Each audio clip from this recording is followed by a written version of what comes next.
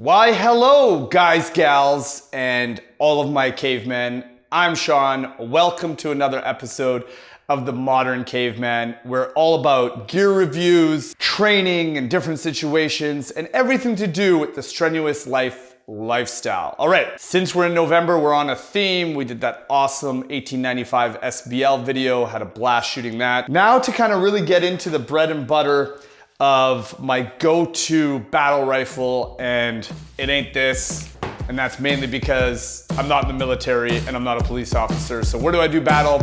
I don't do battle. I just go hunting.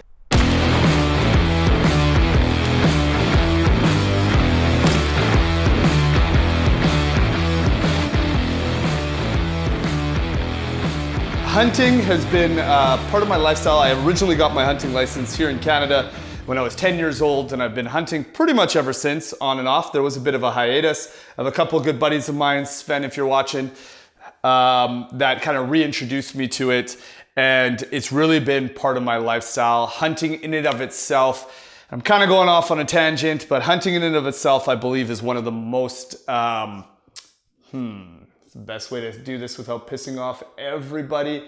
It's one of the contributes that I truly believe all fathers should be a part of. If you don't, I'm not hating on you.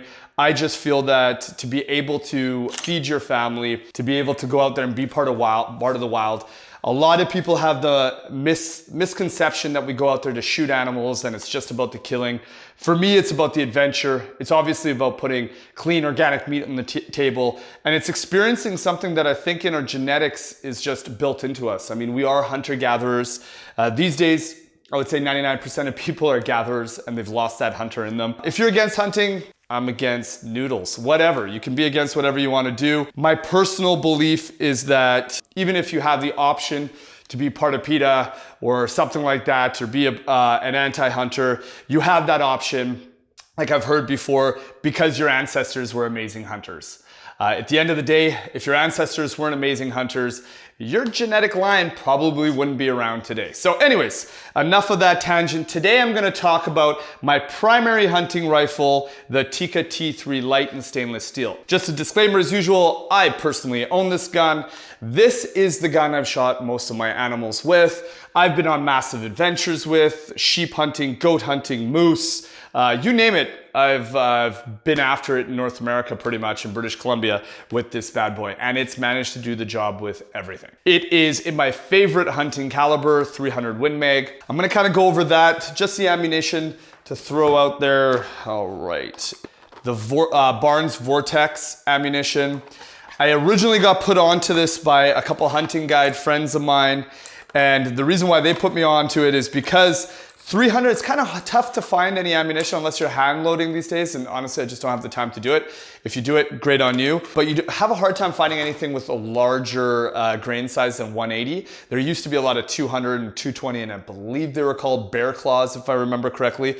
But this bad guy is a full copper bullet, so there's no lead in this bad boy, and it keeps like 99% of the retention. So for myself, I always look at practical reasons, what can I use it for? And obviously something with bear defense, the bigger the better. In Canada, we can't bring big handguns, you can't bring any of those things for secondary defense into the bush. I want to be able to put something together that will be as lethal as possible for anything trying to eat me. That being said, this beautiful bad boy right here, like I said, I'm running the 180 grain TTSX BT. Don't know what the BT stands for, but these TTSX bullets, these new ones, they're pretty amazing. Like if you guys want me to do a full review on this, please put the comments below. I'd love to be able to do that. I'm a huge fanboy of this stuff. Like I said, all my friends basically shoot this and only this now. I mean, obviously I can give some credit to the gun, which is a huge thing.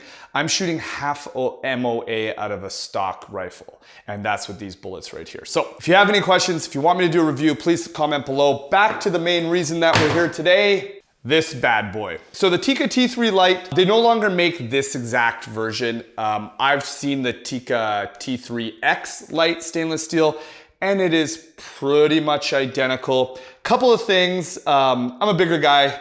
I'm on the way back down to my fighting weight. Believe it or not, I used to look like this.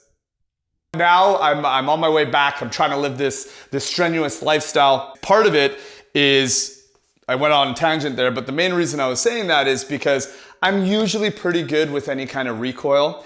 These lighter guns, you're definitely gonna have that recoil. I mean, I don't want, and anything really Magnum, especially the 300 mag and the 7mm Win Mag, I noticed that those bad boys have a pretty sharp kick. If I put 20 or 30 or whatever rounds in it when I'm just practicing some longer distance stuff, I get bruised up pretty quick. I'm personally running, because this is one of the very few firearms that I actually bought used from somebody that was no longer into hunting, and they actually only shot 3 rounds for it, so it was a spectacular deal. I ended up getting the Zeiss top on it here with it. So this is a 4.5 by 14 by 44. It's a great scope.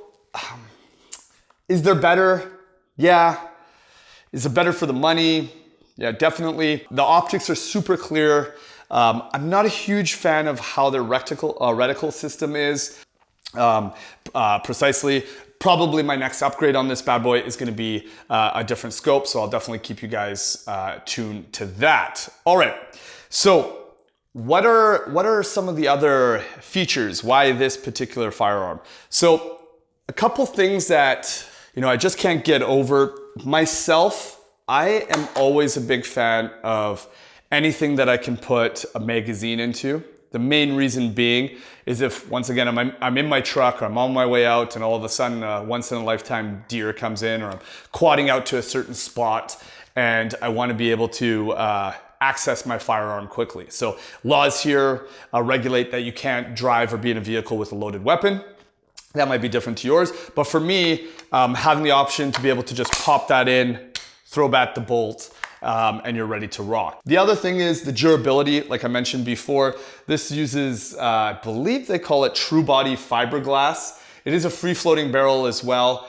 So accuracy, ruggability, that's huge.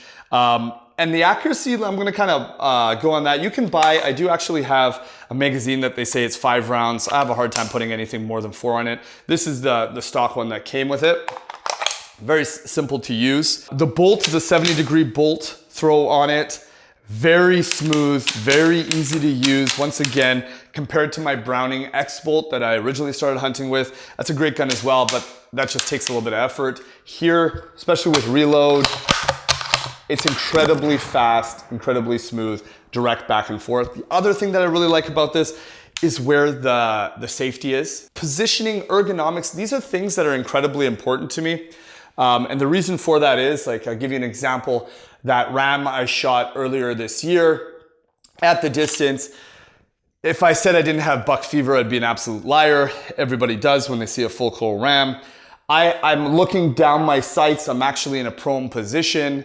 I'm counting, and it's a story for another day, but I am literally talking to Misha, my hunting partner beside me, saying, hey Misha, we have all the time in the world to shoot. You don't have to shoot. Just take your time, take your time. And I'm realizing that I'm the one shooting. So I'm just talking to myself to calm myself down. So that being said, I was waiting for obviously the perfect shot. There was a couple other rams there as well. So I was waiting for them to clear those rams and I was calming myself down. But of a couple other complicated safeties, this one was safeties on. I'm looking, bam, bam, right? Very quick, very intuitive, very easy placement of the safety. There's no switching on the other side. There's no further down. I really love where Tikka put its system, right? So those of you that don't know, Tikka's obviously made in Finland. They are owned or a subsidiary of or something like that of Seiko. So you're gonna get very similar quality for maybe a little bit more of a budget price point. These guys in Canada are going for roughly that $1,000 to $1,300, obviously without the scope, which is pretty reasonable. I mean, it's right in that category. I've even seen some I know one of my friends got the non-stainless version for about $800. And you see some with the weird calibers. It go from everything from, I believe, 270 all the way up to 338. I've seen some in 270 Winchester short mags and so on and so forth. Myself, like I said, I'm very, very prone to the 300 Win Mag. I guess probably one of the best features next to everything else that I spoke about of this firearm is the trigger. Out of all of the hunting rifles I've personally shot, nothing compares to this bad boy right here. The Tikka T3, and I guess pretty much all the rest of the Tikka line, has an amazing trigger. It is adjustable between 1 kilo and 2 kilo, so it's roughly 2.2 pounds to about 4.4 pounds, give or take. I have mine at just over 2, so probably, or sorry, just under 3. So probably about 2.8, 2.9, something like that. It's just off the bottom. It is adjustable from actually in here. So it's easy to adjust, easy access to it. Let's take a look at this trigger. Let's try this bad boy out. Obviously safety, unloaded for all my friends. Bam. In precision rifles, you're looking for something that surprises you, right? You're looking for something that is predictable but surprises you. And I know that's kind of an oxymoron, but it's something that you can train on, and yet you're not having to pull all day. So there's basically no creep in this trigger. This trigger is, especially with freehand, last weekend I ended up harvesting a good meat buck, and it was at roughly 130 yards, give or take, freehand in between trees. So those of you, and if you ever want to go over some like shooting techniques that I've used, tried and true for hunting, please comment below. I'll throw that in. But one of the techniques that I use is because I didn't have a stand or something to rest, it was 100% freehand. And because there was quite a few trees in between, I was obviously in a way holding behind a tree while this deer was crossing. And one of the techniques that I use, and it's important, and it's really you're only able to use it with a trigger as sensitive as this and as crisp as this, is the follow up or follow down or follow up, right? So different people try different things, but for myself, I'm generally aiming in the area. When I see that animal walk through those trees, I'm gonna move up and release on the way up. So I'm actually, or down, depending on the situation at that time. But that allows me to keep that sight straight, and I'm not wobbling back and forth, holding the rifle in that one position and getting that circular motion, right? So I was able to do a heart and lung shot. It was a great shot, dropped, didn't even walk a step. So it was a technique that I did. I wouldn't be able to do that without the accuracy and without this trigger set. You know, some of the other firearms that I've shot, you know, older hunting rifles that have more of like, it almost feels like a two-stage with a longer creep on it. Those are tougher to jaw and faster to get that quick fire when you need it. Anyways, I would highly recommend getting one of these bad boys. Like I said, it's tried, true, and tested. It's a firearm that I know many hunters like. In my business, I actually give it away to my clients as one of their gifts. I'm a realtor if you ever have any questions, but I give it away as one of my gifts because I know whoever has this firearm is gonna be happy with it. I personally, because I don't ever see myself shooting 750 or 1,000 yards at an animal, at this time anyways, I probably will just replace this down the line when it comes to the time with another one. That's how much I actually like it. I've put this through torture tests inside and out, and I know if I go out to the bush or the range tomorrow, it's still gonna be shooting half MOA groups. And if you guys would like to see me shoot it, obviously we did some shooting in the bush just to kind of give you an idea of it. If you'd like to see me shoot it at the range and prove that half MOA, comment down below. I'd love to be able to show you guys because it is something that's really cool and really surprising out of, you know, a gun straight out of the box that's been beat up. Not warning, but one thing I would probably suggest, and a few of my friends that own similar firearms have done, especially if you're maybe a little bit of a smaller guy or a lighter guy, is maybe changing out the buttstock. That's the only thing. It doesn't have the greatest give in it. Like I said, even when I throw down 20 or 30 rounds just as a practice session, I get bruised up. So you guys can go on Amazon and find 100 different buttstocks for it, but definitely if you're gonna be shooting this more than just, you know, you're a few times a year at the range with a few rounds, just making sure it's sighted on, and at animals, I would highly suggest probably putting a different buttstock on it, just something a little bit more cushiony so you don't get bruised up. You can definitely count on a 1 MOA or better if you grab these. I've never heard of anything worse than that personally, and like I said, I probably know 5 or 6 guys that are shooting the same system.